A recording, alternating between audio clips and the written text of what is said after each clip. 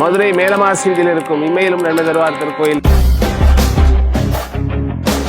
ஆவணி மூல திருவிழாவில் வளையல் விற்ற லீலை அது இங்க இருந்து தான் நடக்கும். சிவபெருமான் தன்னைத்தானே பூஜித்த மிக பெரும் வரலாறு உடைய ஒரு திருக்கோயில். இப்ப எங்க வீட்டுக்காரரு இல்ல, என் மயங்கதான் சாகுற மாதிரி நிலைமையிலதான் இங்க வந்தது. இப்ப எவ்வளவோ பரவாயில்ல, ஒரு தைரியம் வருது. கோயிலுடைய தோற்றுவாய் எஸ்டாப்ளிஷ்மெண்ட் ஆஃப் த இயர் அப்படின்னு சொன்னோம்னா ஏறக்குறைய 2000 வருடம் பழமையானது என்றும் சொல்கிறார்கள். திருமணம் ஆக இருக்கக்கூடிய ஆண்கள் பெண்களுக்கெல்லாம் திருமணத்தை நடத்தி வைக்கக்கூடிய இந்த மண்ணிற்குரிய தலமாக இது பார்க்கப்படுகிறது. பூர்வீக சொத்துக்கள் இருந்து பங்கு வர வேண்டும். நான் வீடு கட்ட போறேன், நான் வீடு கட்டிட்டு இருக்கேன், பாலில் நின்று போச்சு, மண் சம்பந்தப்பட்ட எந்த விஷயமாக இருந்தாலும் அந்த மண்ணை எடுத்துட்டு வந்து சுவாமியினுடைய பாதத்தில் வச்சு அர்ச்சனை பண்ணி 7வது வாரம் அதே இடத்துல கொண்டு அந்த மண்ணை கொண்டு போய் திருப்பி அங்கே கொண்டு சேர்த்துடுறது. செவ்வாய்க்கிழமை தோறும் 7 வாரத்திற்கு இது ரொம்ப முக்கியம். நிச்சயமாக மண்ணுக்குரிய தோஷங்கள் எல்லாம் என்ன வேண்டுதலோ நிச்சயமாக நிறைவேறும் என்பது ஐதீகம். சாதகக்காரங்க சொல்ற பரிகாரம் கூட இங்க நடக்கும். பொருத்த தட்டி போடுறது எல்லாமே இங்க நடக்கும். ஆனா கண்டிப்பா நடந்து அதுக்கு பரிகாரமும் பண்ணிட்டு போயிருவாங்க. இருக்கு நல்லா இருப்போம்னு தைரியம்